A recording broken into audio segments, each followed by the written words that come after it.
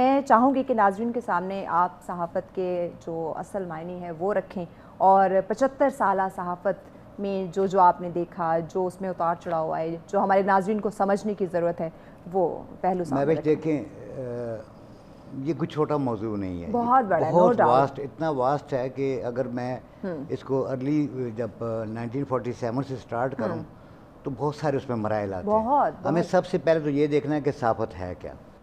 جو زمانہ قدیم میں پیغمبروں پہ، ہمارے نبی کریم صلی اللہ علیہ وسلم پہ قرآن مجید اترا، اس سے پہلے صحیفے آتے تھے، 4 کتابوں سے پہلے صحیفے آتے تھے۔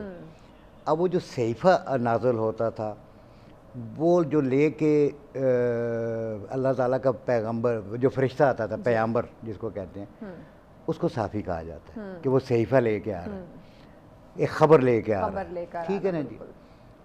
تو وہاں سے یہ لفظ چلا، پھر صحافی بن گئے۔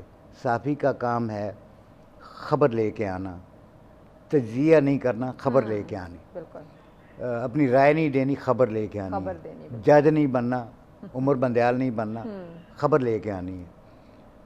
اور برائی کی نشاندہی کرے، اچھائی کو میں کہتا ہوں ہائی لائٹ کرے۔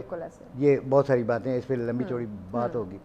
ایک صحافت میں ایک تہذیب ہوتی ہے، ایک اخلاقی رویہ ہوتا ہے آپ کا، آپ کے اندر ایک میٹر ہوتا ہے جو آپ کو بتاتا ہے کہ آپ غلط کر رہے ہیں یا ٹھیک کر رہے ہیں، ٹھیک ہے نا جی۔